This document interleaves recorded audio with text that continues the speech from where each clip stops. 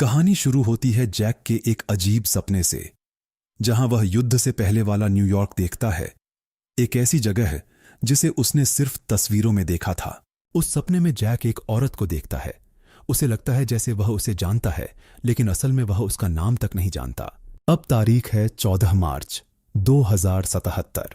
Jack की memory wipe हुए कई साल हो चुके हैं, लेकिन फिर भी ये सपने उसका पीछा नहीं छोड़ते। जैक अब विक्टोरिया के साथ धरती के ऊपर बनी एक टावर में रहता है और उनकी मिशन खत्म होने में बस 2 हफ्ते बाकी हैं। लेकिन जैक के मन में कई सवाल हैं।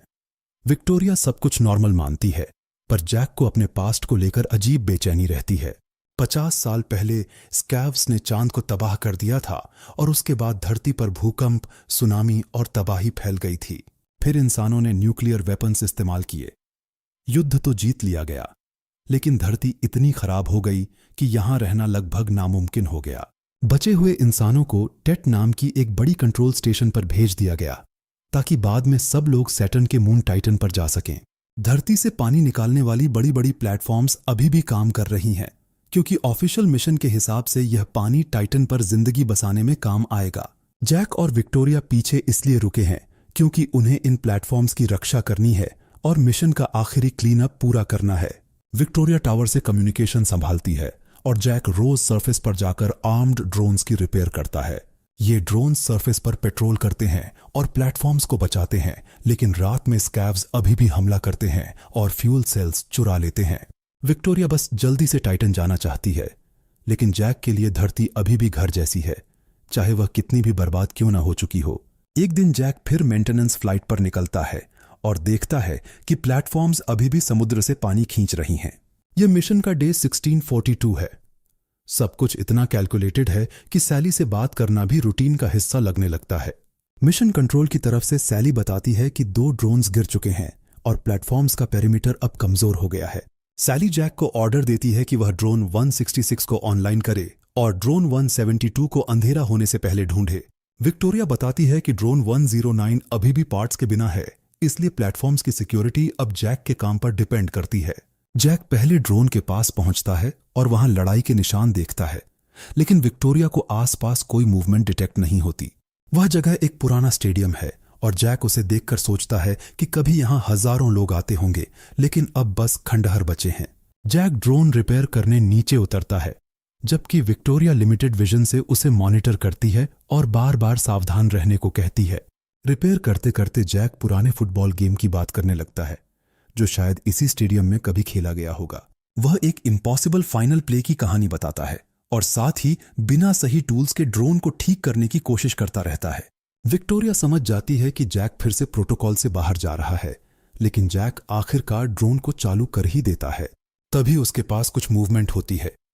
जैक तुरंत अलर्ट हो जाता है, लेकिन फिर देखता है कि वह बस मलबे में घूमता हुआ एक कुत्ता है। इसके बाद जैक ड्रोन 166 को एक्टिवेट करता है और विक्टोरिया को बताता है कि यूनिट वापस ऑनलाइन आ गई है। बाद में विक्टोरिया बताती है कि 1 महीने से थोड़ा ज्यादा समय में 2 ड्रोन्स गिर चुके हैं और कई फ्यूल सेल्स चोरी हो चुकी हैं। जैक को यह बात चुभती है कि इंसानों ने युद्ध जीता, लेकिन फिर भी धरती छोड़नी पड़ रही है, जैसे जीत के बाद भी सब कुछ हार गए हों। विक्टोरिया उसे शांत करने की कोशिश करती है और याद दिलाती है कि सिर्फ 2 हफ्ते बाद वे टाइटन के लिए निकल जाएंगे। अब जैक ड्रोन 172 को ढूंढने निकलता है, क्योंकि उस ड्रोन का सिग्नल पूरी तरह गायब हो चुका है। यह मिसिंग ड्रोन टावर के लिए बड़ी चिंता है, क्योंकि उसके बिना प्लेटफॉर्म्स का एक बड़ा हिस्सा रात के हमलों के लिए खुला रह जाएगा। जैक उस ड्रोन को एक गहरे गड्ढे में लोकेट करता है, लेकिन उसी समय टेट कम्युनिकेशन रेंज से बाहर जाने वाला होता है। विक्टोरिया उसे वार्निंग देती है कि टेट ऑफलाइन होते ही वह उस आइसोलेटेड जगह पर बिल्कुल अकेला रह जाएगा। जैक ड्रोन के पास नीचे उतरता है, लेकिन वहां उसे समझ आता है कि यह कोई एक्सीडेंट नहीं, बल्कि उसके लिए लगाई गई ट्रैप है। यह ट्रैप साफ दिखाती है कि स्कैव्स जैक की रूटीन समझ चुके हैं और गिरे हुए ड्रोन्स का इस्तेमाल उसे फंसाने के लिए कर रहे हैं। स्कैव्स अचानक जैक को पकड़ लेते हैं, लेकिन तभी एक ड्रोन आता है, जैक की सिग्नेचर पहचानता है और आसपास के एनिमीज पर हमला कर देता है। जैक किसी तरह वहां से बच निकलता है, लेकिन उसकी बाइक खो जाती है और वह मुश्किल से वापस सरफेस पर आता है। वहां से निकलते वक्त जैक को एक पुरानी किताब मिलती है, जिसमें मुश्किल हालात और पुरखों की राख के सामने खड़े होने की बात लिखी होती है। टावर में वापस आकर विक्टोरिया ड्रोन 109 के बारे में पूछती है। जैक कहता है कि वह उड़ सकता है, लेकिन उसकी आर्मर अभी भी नहीं है। जैक विक्टोरिया को सरफेस से लाई हुई एक फूल दिखाता है, लेकिन विक्टोरिया तुरंत रूल्स और पॉसिबल टॉक्सिन्स को लेकर परेशान हो जाती है। विक्टोरिया उसे याद दिलाती है कि मिशन खत्म होने वाला है, इसलिए अब कोई भी गलती सब कुछ खतरे में डाल सकती है। जैक उसकी बात मानता है, लेकिन फिर कहता है कि आज स्कैव्स उसे मारना नहीं चाहते थे, असल में वे उसे पकड़ना चाहते थे। यह बात सुनकर विक्टोरिया घबरा जाती है और कहती है कि डिपार्चर से पहले वह जैक को खोने का रिस्क नहीं ले सकती। जैक उसे धरती पर मिला एक खास प्लेस दिखाना चाहता है, लेकिन विक्टोरिया जैक के अर्थ से अटैचमेंट से दूरी बनाए रखना चाहती है। यहीं से जैक और विक्टोरिया के बीच डिस्टेंस बढ़ने लगता है, क्योंकि जैक धरती से जुड़ा हुआ है और विक्टोरिया सिर्फ मिशन पूरा करना चाहती है। कुछ देर बाद एक प्लेटफॉर्म के अंदर बड़ा कोलैप्स होता है और वह हमेशा के लिए ऑपरेशन से बाहर हो जाती है। सैली टावर से एक्सप्लेनेशन मांगती है और विक्टोरिया बताती है कि स्कैव्स ने चोरी की हुई फ्यूल सेल को सक्शन सिस्टम में लगा दिया था। इसी कॉन्वर्सेशन के दौरान विक्टोरिया एक स्ट्रेंज सिग्नल डिटेक्ट करती है, जो एक दूर की ग्रिड से स्पेस की तरफ भेजा जा रहा होता है। जैक वहां जाता है और देखता है कि स्कैव्स ने एक पुरानी बिल्डिंग को एंटेना की तरह इस्तेमाल करके कोऑर्डिनेट्स स्पेस में भेजे हैं। यह सिग्नल ग्रिड 17 की तरफ पॉइंट कर रहा होता है। वह एरिया खाली है, इसलिए विक्टोरिया समझ नहीं पाती कि स्कैव्स वहां क्या बुला रहे हैं। सिग्नल ऑफिशियल नेटवर्क का हिस्सा नहीं लगता और यही बात जैक को मिशन कंट्रोल की कहानी पर और शक करने पर मजबूर करती है। जैक कम्युनिकेशन का कुछ हिस्सा बंद कर देता है और रेडिएशन बॉर्डर के पास चला जाता है, जबकि विक्टोरिया उसे लगातार रोकती रहती है। वह ऑफिशियल रूट छोड़कर अपने सीक्रेट हाइडआउट पर जाता है, जहां उसने धरती की पुरानी चीजें संभाल कर रखी हुई हैं। जैक उस जगह को देखकर मानता है कि जब उसे धरती छोड़नी पड़ेगी तो वह इस जगह को बहुत मिस करेगा। इसी बीच स्पेस से एक ऑब्जेक्ट ठीक ग्रिड 17 पर गिरता है, यानी वहीं जहां स्कैव बीकन ने कोऑर्डिनेट्स भेजे थे। जैक विक्टोरिया को बताता है कि उसने क्रैश देखा है और उसे लगता है कि शायद यह कोई पुरानी ह्यूमन शिप हो सकती है। कंट्रोल उसे तुरंत वहां से हटने का ऑर्डर देता है, क्योंकि ड्रोन्स को क्रैश साइट संभालने के लिए भेज दिया गया है। लेकिन जैक ऑर्डर नहीं मानता। वह कहता है कि टेट ऑफलाइन होने से पहले उसे खुद जाकर सिक्योरिटी चेक करनी होगी। क्रैश साइट पर जैक एक प्री वॉर शिप देखता है और तुरंत समझ जाता है कि यह स्कैव की नहीं बल्कि इंसानों की शिप है। मलबे में उसे डेल्टा स्लीप कैप्सूल्स मिलती है और जैक को पता चलता है कि अंदर जिंदा इंसान मौजूद है। ये कैप्सूल सोए हुए लोगों को सेफ रख रही थीं, लेकिन इससे पहले कि जैक कुछ कर पाता, ड्रोन्स उन पर हमला शुरू कर देते हैं। जैक बताता है कि वहां 5 सर्वाइवर्स हैं, लेकिन ड्रोन्स पहुंचकर कैप्सूल्स पर गोलियां चलाने लगते हैं। विक्टोरिया ड्रोन्स को कंट्रोल नहीं कर पाती क्योंकि टेट ऑफलाइन है। जैक पूरी कोशिश करता है कि कम से कम किसी को बचा सके। ड्रोन्स बाकी क्रू को मार देते हैं, लेकिन जैक एक कैप्सूल को बचाने में कामयाब हो जाता है। जैक उस कैप्सूल से एक जिंदा औरत को बाहर निकालता है और उसे टावर ले जाकर विक्टोरिया से मेडिकल हेल्प मांगता है। विक्टोरिया समझती है कि कैप्सूल फ्लूइड से बाहर आने के बाद उस औरत को सांस लेने में दिक्कत हो रही है और जैक उसे बचाने पर अड़ा रहता है। औरत होश में आती है और अपना नाम जूलिया बताती है। विक्टोरिया उसे समझाती है कि उसकी शिप क्रैश हो गई और सिर्फ वही बची है। जूलिया को पता चलता है कि वह कम से कम 60 साल तक डेल्टा स्लीप में थी और वह तुरंत क्रैश साइट पर वापस जाना चाहती है। जैक उसे बताता है कि शिप की री एंट्री सरफेस से भेजे गए बीकन ने ट्रिगर की थी और पूछता है कि क्या उसे इसके बारे में कुछ पता है। जूलिया साफ मना कर देती है कि जब तक उसे फ्लाइट रिकॉर्डर नहीं मिल जाता, वह अपनी मिशन के बारे में कुछ नहीं बताएगी। विक्टोरिया सिचुएशन को प्रोटोकॉल में रखना चाहती है, लेकिन जैक जानता है कि रेस्क्यू रिपोर्ट करने से ड्रोन्स का ह्यूमंस पर हमला भी सामने आ जाएगा। जैक और विक्टोरिया जूलिया को ऑफिशियल वॉर स्टोरी बताते हैं कि स्कैव्स ने मून डिस्ट्रॉय किया, अर्थ इन्वेड की और फिर हार गए। जूलिया समझ जाती है कि उसने अपना क्रू और अपनी पुरानी दुनिया लगभग खो दी है और जैक अब ड्रोन्स के बिहेवियर को लेकर और परेशान हो जाता है। विक्टोरिया चाहती है कि जूलिया जल्दी चली जाए, क्योंकि उसकी मौजूदगी जैक को कंफ्यूज कर रही है और मिशन को खतरे में डाल रही है। जैक विक्टोरिया से पूछता है कि क्या उसे मेमोरी वाइप से पहले की कोई बात याद है, लेकिन विक्टोरिया कहती है कि उनका काम याद करना नहीं है। रात में जूलिया जैक से कहती है कि उसे फ्लाइट रिकॉर्डर वापस चाहिए ताकि वह समझ सके कि उसकी शिप के साथ असल में क्या हुआ। जैक जूलिया को क्रैश साइट पर ले जाने का फैसला करता है, जबकि उसे पता है कि कुछ गलत हुआ तो विक्टोरिया उसे बचा नहीं पाएगी। यह फैसला साफ दिखाता है कि जैक अब मिशन के ऑर्डर्स और विक्टोरिया की बातों पर पूरी तरह भरोसा नहीं कर रहा। विक्टोरिया जैक को रोकने की कोशिश करती है, लेकिन जैक कहता है कि जूलिया फ्लाइट ऑफिसर है और उसे अपनी शिप देखने का अधिकार है। जैक और जूलिया क्रैश साइट पर पहुंचते हैं। जूलिया फ्लाइट रिकॉर्डर ढूंढ लेती है और अपने क्रू को न बचा पाने का दुख महसूस करती है, लेकिन इससे पहले कि वे वहां से निकल पाते, स्कैव्स आ जाते हैं और दोनों को शिप के मलबे के पास कैप्चर कर लेते हैं। उधर विक्टोरिया घबराकर उठती है। जैक से कांटेक्ट नहीं हो रहा, इसलिए वह कंट्रोल से ग्रिड 17 के कैनियंस में स्कैन करने को कहती है। जैक होश में आता है और खुद को स्कैव्स के हाइडआउट में बंधा हुआ पाता है, जहां उसके सामने मैल्कम बीच खड़ा होता है। बीच कहता है कि जैक क्यूरियस है, पुरानी बुक्स पढ़ता है और ऐसे सवाल करता है जो मिशन ऑर्डर से मैच नहीं करते। जैक कहता है कि सिक्योरिटी के लिए उसकी मेमोरी वाइप हुई थी, लेकिन बीच उसे समझाता है कि यही एक्सप्लेनेशन उसे कंट्रोल करने का हिस्सा है। फिर स्कैव्स अपनी मास्क्स उतारते हैं और जैक को शॉक लगता है, क्योंकि वे एलियंस नहीं बल्कि छिपे हुए इंसान होते हैं। बीच बताता है कि उनकी टेक्नोलॉजी सेंसर्स को कंफ्यूज करती है, क्योंकि ड्रोन्स असल में ह्यूमंस को मारने के लिए प्रोग्राम्ड है। अब जैक समझने लगता है कि ड्रोन्स ने जूलिया के क्रू को क्यों मारा और जूलिया को भी क्यों खत्म करने की कोशिश की। यह रेवलेशन जैक की पूरी सोच बदल देता है, क्योंकि जिन्हें वह दुश्मन समझता था वे असल में सरवाइव करने वाले इंसान थे। बीच बताता है कि उसने ऑडिसी को गिराया था ताकि वह शिप का रिएक्टर लेकर टेट के खिलाफ बॉम्ब बना सके। वह कहता है कि उसके पास फ्यूल सेल्स, न्यूक्लियर बॉम्ब और एक ड्रोन है, लेकिन टेट तक डिलीवरी प्रोग्राम करने के लिए उसे जैक की जरूरत है। जैक मना कर देता है, क्योंकि वह अभी भी मानता है कि टेट पर इंसान मौजूद है और वह स्टेशन डिस्ट्रॉय नहीं कर सकता। बीच उसे उसी फुटबॉल स्टोरी की याद दिलाता है जहां आखिरी चांस पर लंबी थ्रो करनी पड़ती है। तभी एक ड्रोन जैक की सिग्नेचर ट्रैक कर लेता है और सर्वाइवर्स के हाइडआउट पर हमला कर देता है। जैक अपनी पहचान का इस्तेमाल करके ड्रोन की सर्च कैंसिल करता है और शेल्टर को पूरी तरह डिस्ट्रॉय होने से बचा लेता है। जैक को जाने देने से पहले बीच कहता है कि वह रेडिएशन जोन में जा चुका है और असली सच वहीं छिपा है।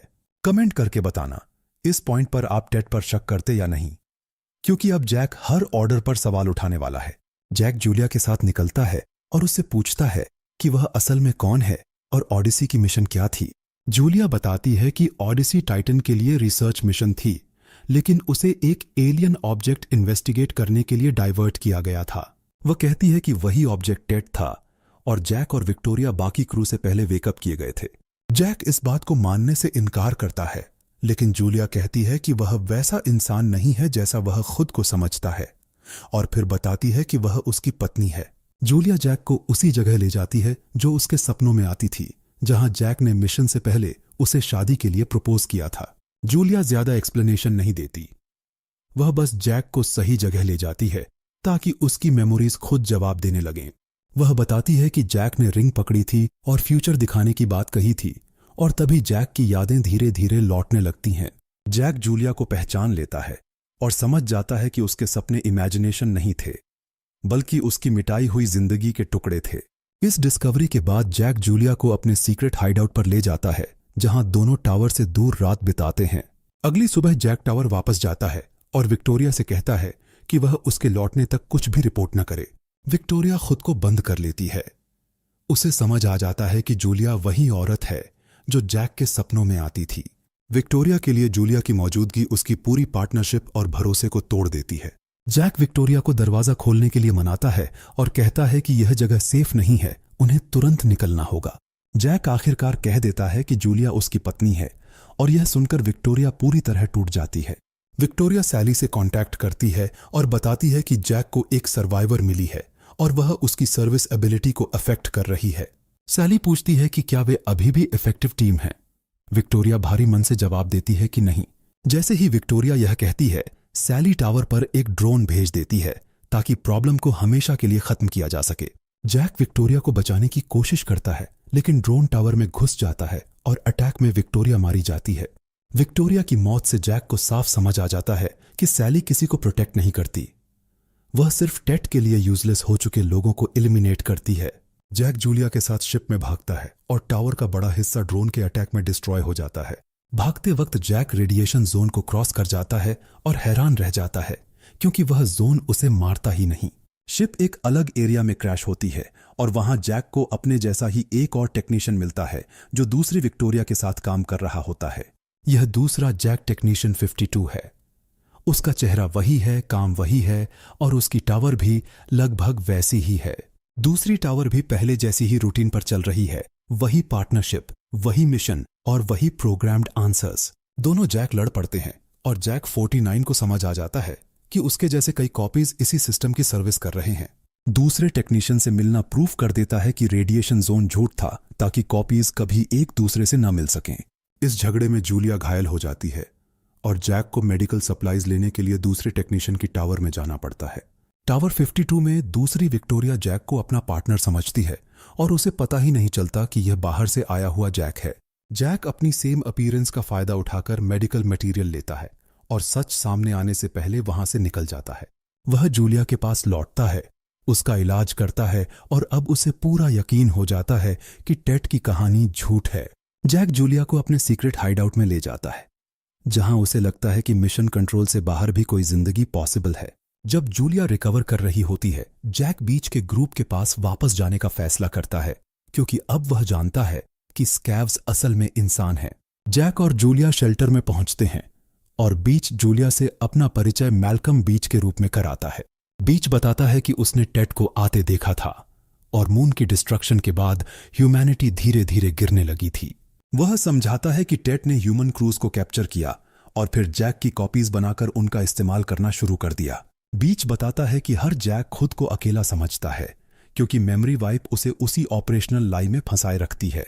इन कॉपीज को बचे हुए इंसानों से लड़ने भेजा गया था ताकि वे टेट की मशीन्स और धरती के रिसोर्सेज को प्रोटेक्ट करते रहें। अब जैक समझ जाता है कि जिस वॉर को वह ह्यूमैनिटी की जीत समझता था, वह असल में टेट की बनाई हुई झूठी कहानी थी। बीच फिर बॉम्ब वाला प्लेन दिखाता है और कहता है कि जैक ही वह इंसान है जो ड्रोन को टेट तक पहुंचा सकता है। जैक मदद के लिए तैयार हो जाता है और ड्रोन को एक्सप्लोसिव लोड के साथ टेट तक भेजने की तैयारी शुरू कर देता है। प्लान यह है कि सैली को उसी ओबीडियंस से धोखा दिया जाए जिसकी उसे जैक से उम्मीद रहती है। उधर सैली टावर 52 से कांटेक्ट करती है और दूसरे जैक से कहती है कि वह इफेक्टिव टीम बना रहे। सर्वाइवर्स ड्रोन पर काम करते हैं लेकिन उन्हें जल्दी करनी है क्योंकि टेट मूवमेंट्स ट्रैक कर रहा है और कभी भी अटैक भेज सकता है। जैक टेट के लिए मैसेज रिकॉर्ड करता है और एक्ट करता है कि वह जूलिया को डेल्टा स्लीप में इंटरोगेशन के लिए लेकर आएगा। असल प्लान यह है कि बॉम्ब को कैप्सूल के अंदर रखा जाए ताकि टेट सोचे कि जैक सर्वाइवर को डिलीवर कर रहा है। बीच जानता है कि यह अप्रोच ऑलमोस्ट इम्पॉसिबल है, लेकिन बॉम्ब को स्ट्रक्चर के सेंटर तक पहुंचाना जरूरी है। थोड़ी देर बाद ड्रोन सर्वाइवर्स के शेल्टर पर हमला कर देते हैं, इससे पहले कि प्लान पूरी तरह सेफ हो पाए। अटैक में हाइडआउट तबाह होने लगता है और कई सर्वाइवर्स ड्रोन को बचाने की कोशिश में घायल हो जाते हैं। बीच बुरी तरह घायल हो जाता है और मिशन के लिए तैयार किया गया ड्रोन भी डैमेज हो जाता है, लेकिन घायल होने के बावजूद बीच जिंदा रहता है और समझ जाता है कि वह अभी भी फाइनल प्लान का हिस्सा बन सकता है। जैक समझ जाता है कि जूलिया को टेट तक ले जाना सही नहीं होगा क्योंकि वही उसकी खोई हुई जिंदगी से बचा हुआ असली रिश्ता है। जैक जूलिया से विदा लेता है। वह बड़ी बातें नहीं करता, बस इतना साफ कर देता है कि जूलिया को जिंदा रहना होगा। जैक जूलिया को अपने हाइडआउट में सेफ छोड़ देता है ताकि वह ड्रोन्स की इमीडिएट रीच से दूर रहे। जैक डेल्टा स्लीप कैप्सूल तैयार करता है, लेकिन जूलिया की जगह वह बीच को बॉम्ब के साथ उसमें छिपा देता है। जाने से पहले जैक समझ चुका होता है कि शायद वह वापस नहीं आएगा, लेकिन टेट को डिस्ट्रॉय करना ही ह्यूमंस की आखिरी चांस है। जैक स्पेस की तरफ उड़ता है कैप्सूल लेकर और सैली से ऐसे बात करता है जैसे वह अभी भी ऑर्डर्स फॉलो कर रहा हो। सैली जैक को रिसीव करती है और मान लेती है कि वह जूलिया को टेट के हवाले करने आ रहा है। टेट के करीब पहुंचते हुए जैक को ओडिसी की ओरिजिनल मिशन की यादें वापस आने लगती हैं। युद्ध से पहले जैक ओडिसी का कमांडर था, विक्टोरिया क्रू में थी और जूलिया डेल्टा स्लीप में थी। ओडिसी को स्पेस में दिखाई दिए एक विशाल एलियन ऑब्जेक्ट की जांच करने भेजा गया था। जब शिप टेट के पास पहुंची तो जैक और विक्टोरिया को जगाया गया और उन्होंने देखा कि स्ट्रक्चर उन्हें अपनी तरफ खींच रहा है। जैक ने कैप्सूल्स वाला मॉड्यूल अलग करने का ऑर्डर दिया ताकि जूलिया और बाकी स्लीपिंग क्रू बच सकें। जैक और विक्टोरिया शिप के मेन सेक्शन में रह गए, जिसे टेट ने कैप्चर कर लिया, इससे पहले कि वे सच समझ पाते। ओडिसी की मेमोरी दिखाती है कि जैक ने कैप्चर होने से पहले कैप्सूल्स को बचाने की कोशिश की थी, इसलिए जूलिया स्पेस में जिंदा बची रही। अब जैक को पूरा सच समझ आता है कि टेट ने उसकी आइडेंटिटी और बॉडी का इस्तेमाल दशकों तक धरती के खिलाफ किया। टेट के एंट्रेंस पर सैली फिर उसी शांत आवाज में बात करती है जैसे वह सालों से जैक को कंट्रोल करती आई थी। जैक एक्टिंग जारी रखता है और कहता है कि वह सर्वाइवर को लेकर आया है, जबकि बीच कैप्सूल के अंदर छिपा हुआ है। टेट रास्ता खोल देता है क्योंकि उसे लगता है कि टेक्नीशियन 49 अभी भी उसके कंट्रोल में है। जैक स्ट्रक्चर के सेंटर में पहुंचता है और हजारों कॉपीज को कैप्सूल्स में देखता है जो सिस्टम की सर्विस के लिए रेडी हैं। उन कॉपीज को देखकर साफ हो जाता है कि जैक कोई एक्सेप्शन नहीं था, बल्कि टेट का बार बार इस्तेमाल किया गया टूल था। इतने बड़े स्ट्रक्चर के सामने भी जैक अब ओबीडियंट कॉपी की तरह नहीं, बल्कि अपनी मेमोरी वापस पाने वाले इंसान की तरह खड़ा रहता है। सैली को बहुत देर से समझ आता है कि कैप्सूल में जूलिया नहीं है, बल्कि जैक बीच और बॉम्ब को कोर तक ले आया है। जैक और बीच टेट के अंदर एक्सप्लोसिव एक्टिवेट कर देते हैं और सर्वाइवर्स का फाइनल प्लान शुरू हो जाता है। जोरदार एक्सप्लोजन टेट के सेंटर को अंदर से डिस्ट्रॉय कर देता है और जैक और बीच भी उसी के साथ खत्म हो जाते हैं। धरती पर जूलिया आसमान की तरफ देखती है और वह थ्रेट खत्म हो चुका होता है जो ड्रोन्स और पूरी मिशन को कंट्रोल कर रहा था। टेट के डिस्ट्रॉय होते ही प्लेटफॉर्म्स और ड्रोन्स सेंट्रल कंट्रोल खो देते हैं और ह्यूमन सर्वाइवर्स को पहली बार असली चांस मिलता है। जूलिया जैक के हाइडआउट में रहने लगती है और उसी जगह उसकी मेमोरी को अपने साथ जिंदा रखती है। कुछ समय बाद जूलिया वहां अपनी छोटी बेटी के साथ दिखाई देती है, जो जैक के साथ बिताई गई उस रात की निशानी होती है। सर्वाइवर्स वहां पहुंचते हैं साइक्स के साथ और जूलिया को टेट के कंट्रोल से दूर अपनी जिंदगी जीते हुए देखते हैं। उन सर्वाइवर्स के बीच जैक 52 भी होता है, जिसका चेहरा वही है और जिसके अंदर जैक हार्पर की कुछ मेमोरीज भी बची हुई हैं। जूलिया उस दूसरे जैक को पास आते देखती है और वह समझता है कि वह उसी जगह पहुंच गया है जिसे ओरिजिनल जैक बचाना चाहता था। यह था 2013 में रिलीज्ड फिल्म ओब्लिवियन का पूरा सारांश, जिसमें एक आदमी अपनी ही जिंदगी का सच जान जाता है। अगर सारांश पसंद आया हो तो वीडियो शेयर करो, चैनल फॉलो करो और कमेंट करके बताओ अगला कौन सा फिल्म या सीरीज एक्सप्लेन करना है। मिलते हैं अगले वीडियो में।